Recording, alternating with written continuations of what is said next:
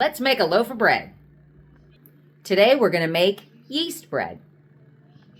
For this recipe, you will need 3 cups of flour, 2 teaspoons of sea salt, just reading it off here, 2 1/4 teaspoons of active yeast, the dry yeast, 1 1/2 cups of warm water, and you're going to mix that and let it rise for 2 hours, and then we're going to bake it at 450 for a half an hour with the lid on and 15 minutes with the lid off to a temperature of about 200 or a little more. So here we go. And here's our all-purpose flour. It says sea salt, but you can use any salt. I'm using Redmond's real salt. So 2 teaspoons of Redmond's real salt. There's 1 and 2.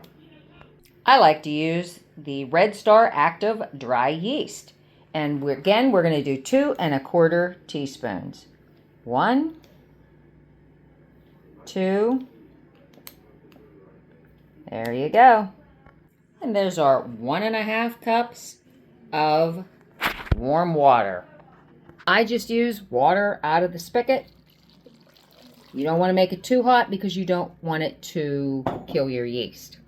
And as far as the yeast goes, a little hint, keep it in your fridge. It'll last longer. Let's get this mixed together until we form a nice ball. I won't make you sit here and watch me mix. To use a plastic dough scraper to get the goo off of the sides.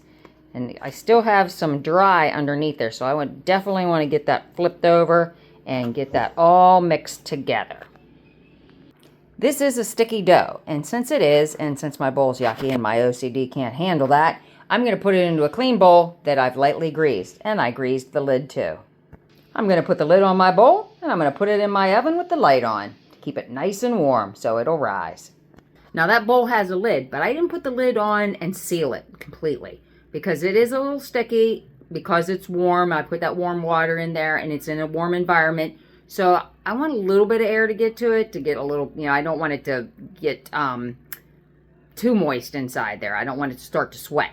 So we'll check on it in about 45 minutes because it says it takes it like up to 2 hours to double in size. But last time it took me 45 minutes. So we'll keep an eye on it. See you in 45. My Dutch oven. What I did was I shaped it and I scored it and now it's in the oven for 30 minutes. There she is after 30 minutes. We're going to remove the lid. We're going to pop her back in the oven until it's as brown as you would like it to be. I don't normally like mine super brown. So let's put it back in for 10 minutes and see what it looks like. There we go. I just took her out of the oven. She's 207 degrees and she's just brown enough for me. She looks beautiful. The bottom's done. And when you knock on it, it sounds hollow. That means it's not dense. I hope you have enjoyed making bread with me today. Tune in next time. We'll see what we're cooking. Have a great day and God bless.